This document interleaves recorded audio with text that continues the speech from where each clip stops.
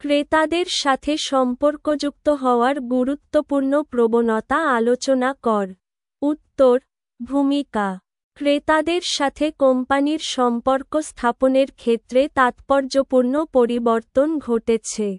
বর্তমানে ক্রেতাদের সাথে ব্যক্তিগতভাবে যোগাযোগ করা সম্ভব হচ্ছে।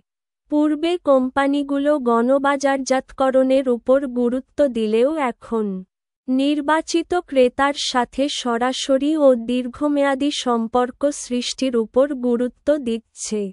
নিম্নে ক্রেতাদের সাথে সম্পর্কযুক্ত হওয়ার গুরুত্বপূর্ণ প্রবণতা আলোচনা করা হল। ১. অধিকতর গভীর ও আন্তঃক্রিয়াশীল সম্পর্ক।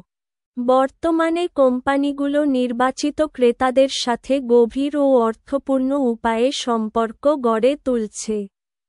বর্তমানে একমুখী গণযোগাযোগের পরিবর্তে দ্বিমুখী যোগাযোগের উপর গুরুত্ব দেওয়া হচ্ছে। যোগাযোগ ব্যবস্থার পরিবর্তন ও উন্নয়নের ফলে গভীর ও আন্তঃক্রিয়াশীল সম্পর্ক স্থাপন সহজ হয়েছে। নতুন যোগাযোগের হাতিয়ার ব্যবহার করে বাজারজাতকারী সম্পর্কের চর্চা করতে পারছে। ২.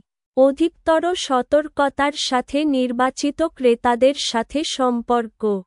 বর্তমানে কোম্পানি সকল ক্রেতার সাথে সম্পর্ক সৃষ্টি না করে নির্বাচিত ও অধিক লাভজনক ক্রেতাদের সাথে সৃষ্টির প্রতি গুরুত্ব দিচ্ছে। একে নির্বাচিত সম্পর্ক ব্যবস্থাপনা বলে। বর্তমানে অনেক কোম্পানি ক্রেতার মুনাফা ও যোগ্যতা বিশ্লেষণ করে কম লাভজনক ক্রেতা বাদ দিয়ে অধিকতর লাভজনক ক্রেতা বেছে নিচ্ছে। লাভজনক ক্রেতা শনাক্ত করার পর কোম্পানি আকর্ষণীয় অর্পণ সৃষ্টি করে তাদের আনুগত্য অর্জন করতে পারে। ৩. ভোক্তামুখী বাজারজাতকরণ।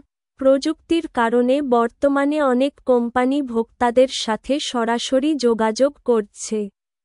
এতে বাজারজাতকরণ বিকশিত হচ্ছে। টেলিফোন, ই-মেইল, ভয়েস মেইল প্রভৃতির কল্যাণে প্রত্যক্ষ সংযোগ স্থাপন করা সহজ হচ্ছে। ওয়েবসাইটের মাধ্যমে সহজেই পণ্য ভোক্তার সামনে চলে আসছে, ফলে ভোক্তা পণ্য পছন্দ করে অর্ডার দিয়ে পণ্য মূল্য পর্যন্ত পরিশোধ করতে পারছে ঘরে বসেই। উপসংহার।